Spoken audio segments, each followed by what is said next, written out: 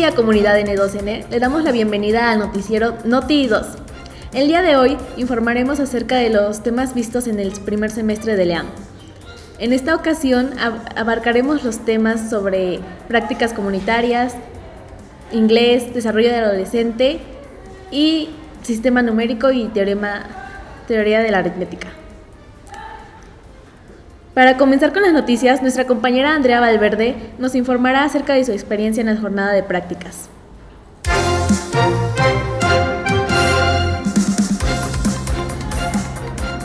Muy buen día, Andrea. Cuéntanos, ¿cuándo se llevaron a cabo esta jornada de prácticas? Hola, muchas gracias por la oportunidad. Bien, nosotros realizamos 2 jornadas de prácticas a lo largo de este semestre. La primera fue del día 24 al 28 de octubre en la Escuela Secundaria Emma Goldman y la segunda fue del día 28 de noviembre al 2 de diciembre en la secundaria Licenciado Juan Fernández Albarrán. Las dos están ubicadas en el municipio de Ecatepec. Muy bien, Andrea. Y cuéntanos, ¿en qué consiste este trabajo? Bien, pues nuestro trabajo de prácticas consistió en una observación del entorno, de lo que estaban haciendo el trabajo de la secundaria. Son prácticas de observación, por lo cual nosotros debíamos de realizar un análisis de la escuela, lo cual involucra la descripción de los contextos, el papel de los docentes, el papel o la importancia del director sobre la comunidad escolar. Y pues de igual forma el estar ahí con el grupo nos ayudaba a entender su dinámica de trabajo, las características de los alumnos, nos ayudaba a estar dentro del entorno sin afectar su funcionamiento o la forma de trabajo que ellos ya tienen. Ok, entonces ¿podrías platicarnos un poco más acerca del contexto? Claro, mira, pues cuando nosotros hablamos de contextos nos referimos a 3 aspectos. El contexto interno, el cual se refiere a las características o a los factores dentro de la escuela que pues obviamente alteran o definen la conducta y el comportamiento de la comunidad estudiantil, incluyendo a los maestros obviamente. El contexto externo, que digamos que se basa en los aspectos fuera de la escuela, en la comunidad, pero a partir de las puertas de la escuela hacia afuera. Esto involucra pues las características de la comunidad, los negocios que hay, a qué se dedican, en dónde viven, busca las características de la comunidad en general, pero fuera de la escuela, fuera del trabajo del plantel. Y por último también abarcamos lo que fue el contexto áulico, donde en él es el entorno dentro de un salón de clases. Obviamente el contexto áulico se da de diferente forma en diferentes grupos, porque aunque estemos en una misma escuela, cada grupo tiene características muy diferentes, tiene alumnos con valores diferentes, hay mejores dinámicas, mejores relaciones entre los alumnos, entre los maestros, obviamente es una dinámica muy diferente entre ellos. Qué interesante, Andrea. Y con respecto al papel de docente y del directivo, ¿qué podrías decirnos? Pues bien, de acuerdo a ciertos autores como Piaget, el educador es una guía que va orientando el proceso de enseñanza-aprendizaje. Como educador, pues obviamente ya tienes los conocimientos y habilidades necesarias para estar al frente de un grupo y transmitir tus conocimientos. Entonces, el papel fundamental del profesor es que con los conocimientos y las habilidades que ella tiene pueda transmitírselas a sus grupos de la mejor manera para que pues tengan un aprendizaje significativo y de calidad. Qué interesante todo esto que los cuentas, Andrea. Pues sin duda es un trabajo muy interesante, muy divertido, muy pues de aprendizaje, ¿no? Para todos estos docentes de información. Sí, así es. Y ahora, ya que nos describiste este proceso, me gustaría que narraras su experiencia personal. ¿Cómo te fue tú desde tu punto de vista? En lo particular me la pasé muy bien, fue una experiencia muy satisfactoria. Pues tuve mi primer acercamiento como practicante, como una docente en formación. Entonces el hecho de que te den este trato es muy satisfactorio. Me ayuda a conocer y entender el funcionamiento de la escuela secundaria, conocer la dinámica de trabajo, los procesos de aprendizaje, porque obviamente son muy variados y en este caso nosotros estuvimos en todas las clases, no solo en matemáticas, entonces ayudó mucho a nutrir nuestro conocimiento. Estuvimos en 2 escuelas, bueno, en lo personal yo estuve en 2 escuelas, que fue, como ya comenté, la Emma Goldman y la Juan Fernández. y pues en realidad eran muy diferentes entre sí. Los aspectos antes mencionados, que eran los contextos, eran muy diferentes aunque ambos estuvieran ubicados en el municipio de Ecatepec, pero pues gracias a los materiales y las herramientas que se emplearon, pues pudimos obtener la información clave, la información concisa y importante que necesitábamos rescatar para nuestro aprendizaje y nuestro proceso formativo como normalistas. Y pues igual el hecho de que tengas un trato directo con los alumnos, con los padres, es muy gratificante porque te ayuda a crecer de manera académica, profesional e incluso personal, ¿no? Entonces, como normalistas, pues esto es lo que nos caracteriza, lo que nos da pues ese plus a nuestra educación, y pues obviamente el estar en la secundaria primero nos hace ver si estamos en la carrera que queremos y después nos ayuda a obtener la información que nos puede ayudar a mejorar, y a lo mejor los aspectos que no nos gustan pues irlos descartando o modificando desde ahorita. Claro, pues muchas gracias por tu análisis, Andrea, estuvo muy interesante y pues gracias por estar aquí. Muchas gracias por la oportunidad, espero que haya sido muy buena mi participación. Claro, gracias.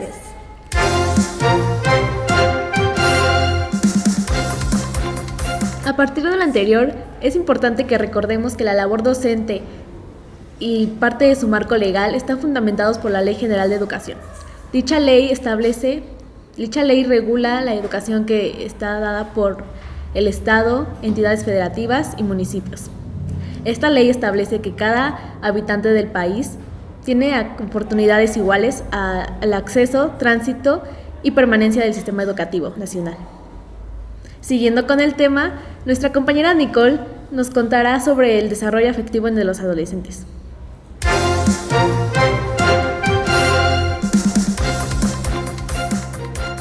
Muchas gracias, Jos.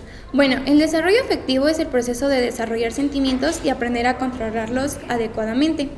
En este influyen dos procesos básicos. El primero es establecer una identidad propia y el segundo es aprender a relacionarse con los demás. Esto según Henry Wallum, psicólogo en su teoría de la personalidad. Sin embargo, en esta etapa los adolescentes tienen una inestabilidad emocional. Tienen una sobreestimación sobre sí mismos, se creen inferiores a los demás y suelen compararse demasiado con los demás jóvenes y hacen que sus capacidades y habilidades sean menores a los de los demás. Es común, estos cambios emocionales en ese caso emocionales afectan su desarrollo cognitivo, escolar, su apariencia, escogen a los amigos que no son los indicados para que ellos convivan y también afecta mucho en las decisiones que toman en la vida. Estos cambios afectivos que se producen en los adolescentes destacan la necesidad de una identidad, que según la identidad es como una característica que surge de los primeros esquemas de acción y tiene como finalidad dar continuidad y permanencia sustancial a los objetos, al cuerpo sí, así como a nosotros mismos, que nos haga diferentes a los demás. Los cambios bruscos de humor y vulnerabilidad son factores que hacen que los adolescentes caigan en situaciones como la independencia de sus padres, la aceptación de los pares, las relaciones con el sexo opuesto se vuelven importantes y empiezan a enamorarse, surge el enamoramiento, incluso pueden encontrarse en situaciones de riesgo como adicciones, embarazo a temprana edad, abandono escolar, etc. El desarrollo afectivo de los jóvenes parte de sus emociones y sentimientos, de la satisfacción de sus necesidades, las cuales dependen de la situación en la que se encuentren. La parte afectiva en la etapa de los adolescentes, según la adolescencia, Vygotsky, es denominada como el paso de la infancia a la madurez. Es sin duda muy importante en el desarrollo de las personas, ya que forma a una persona en sí. Y como es un proceso difícil, necesitan estar acompañados de sus padres o de un círculo social seguro que le brinde todos esos elementos para que los adolescentes se puedan desarrollar de una manera bien. Y en realidad es todo. Claro, muchas gracias, Nicole, por la información tan importante. Muchas gracias a ti.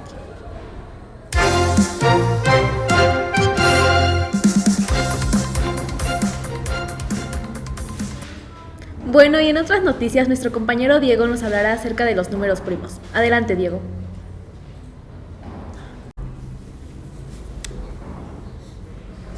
Bueno, pues los números primos son aquellos que se pueden dividirse entre sí y por la unidad, es decir, el 1. Si lo divides por otro número, no saldría un resultado entero.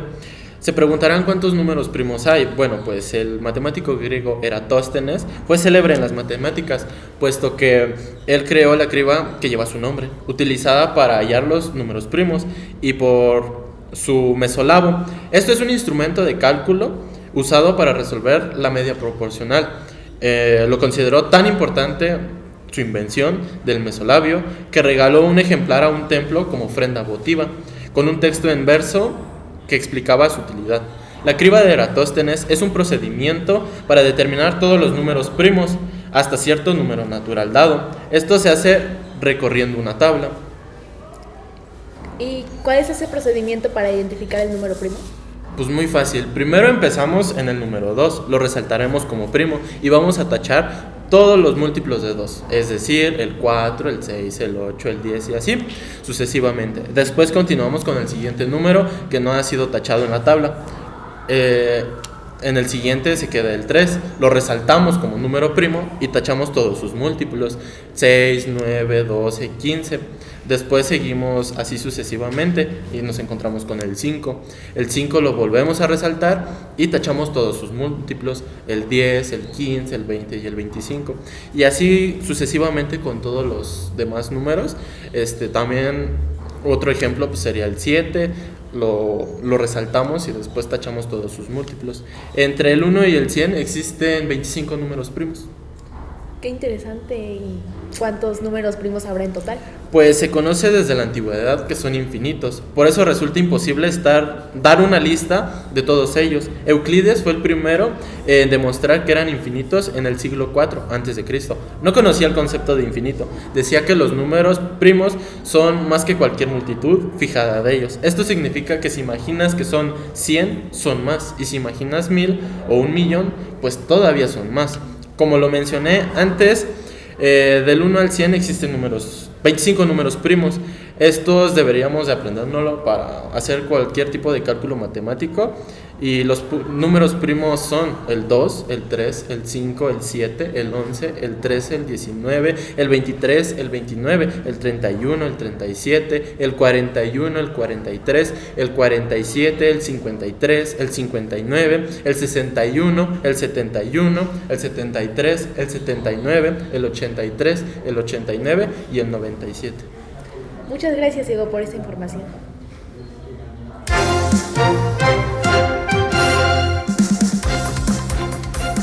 Bueno, y si quieren seguir aprendiendo matemáticas de una manera divertida, los invitamos a probar el juego Fratman, el cual lo pueden revisar escaneando el código QR que se muestra en pantalla. Este tipo de juegos se pone en práctica el aprendizaje por gamificación, que según los autores Gabe Schicherman y Christopher Kuhneman, en su obra Gamification by Design, la definen como un proceso relacionado con el pensamiento del jugador y las técnicas del juego para atraer a los usuarios a resolver el problema.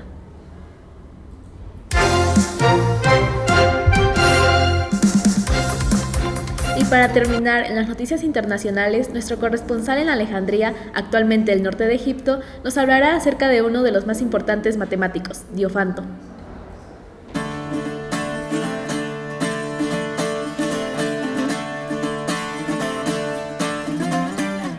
Hi Jos, nice to see you, and good morning people. I'm Gabriel and I'm gonna tell you about the mathematician Diophantus of Alexandria. He was an ancient Greek mathematician and he is considered the father of algebra, who lived in the 3rd or 4th century. He was born in Alexandria around the year 200. At that time it was common that his birthplace appeared in his name. Diophantus died at the age of 84, but the exact date of his death is not known. His most important work is Arithmetica, which has 13 books, of which only 6 and a part of the 7th are preserved. It's a collection of problems with numerical solutions of equations. He also worked in the number theory. His most famous articles are polygonal numbers, Porismas, and Moriastica, which were of great importance for Arabic math in the 10th century. He is also known for being the precursors of the so-called Diophantine equations. Many of his writings have contributed to the development of algebraic notation. To end this section, I'm going to mention a characteristic phrase of Diophantus. Clear intelligence supported by good lesson is a fast route to knowledge.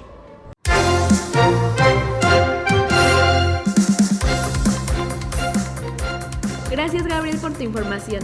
Bueno, esto fue todo por el noticiero de hoy. Esperemos que esta información haya sido de gran utilidad para ustedes y nos vemos en otra transmisión de Noti 2. Buen día.